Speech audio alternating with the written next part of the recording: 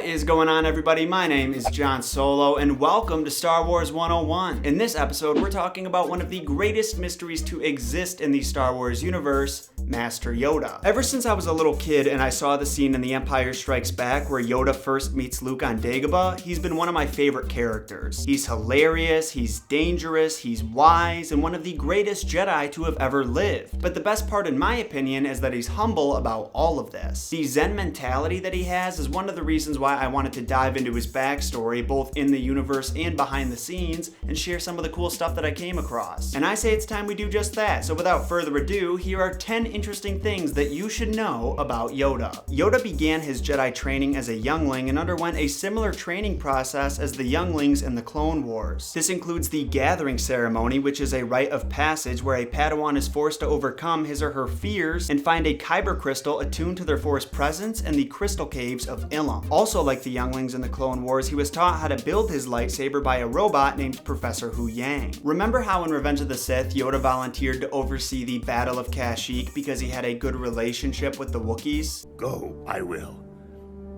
Good relations with the Wookiees I have. As it turns out, these good relations came from Yoda serving as a Jedi negotiator during multiple conflicts that the Wookiees had with their Trandoshan neighbors. He actually helped them so much during these conflicts that they gave him the legendary title of Defender of the Home Tree, and he became a member of several Wookiee leaders' honor families. We tend to think of Yoda as being the master of all Jedi masters, but the Jedi religion is much, much older than our little green homie is, therefore he must have had a master himself, right?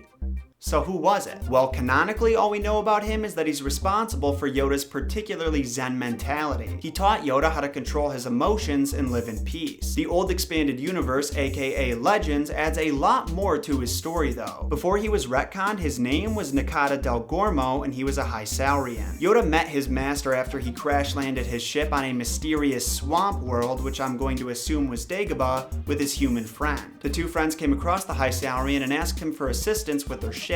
After a few days of being stranded, Del Gormo told Yoda and his friend that he sensed that they were Force sensitive and offered to train them as his Padawans. Yoda accepted his offer, was eventually rescued by the Galactic Republic, and then began his training at the Jedi Temple on Coruscant. If you haven't seen the Clone Wars series, you might not be aware of the fact that Yoda was actually the one who assigned Ahsoka Tano to be Anakin Skywalker's Padawan. Yoda believed that by becoming a teacher, Anakin would develop emotionally, and that when the time came for Tano to go off on her own, he would understand that his excessive bonding to those he cared about was unnecessary, and his fear and inability of losing loved ones would decrease. Obviously, this plan didn't work out too well.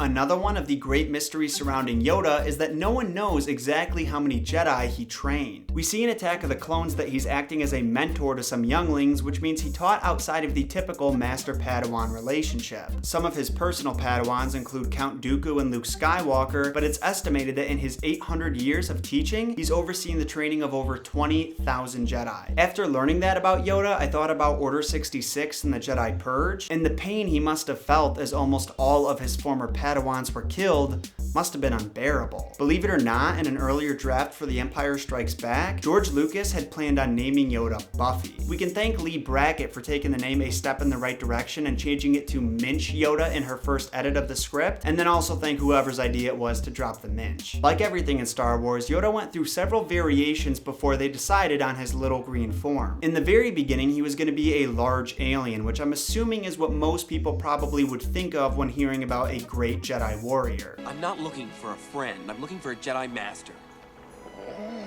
Maybe because it was too expected, they decided to switch directions. On the opposite end of the spectrum, in early concept art, you can see he was pretty gnome-like. There were also a few versions of him that resembled a Smurf. You can see here that he's blue with pointy feet, wearing a hat and some tattered clothes. In this one, he looks pretty similar, but is just dressed differently. It's hard to say exactly how many versions they went through, and it's likely that we're never gonna find out. That being said, I'm happy they decided on the design that they did. Yaddle could have used some work though.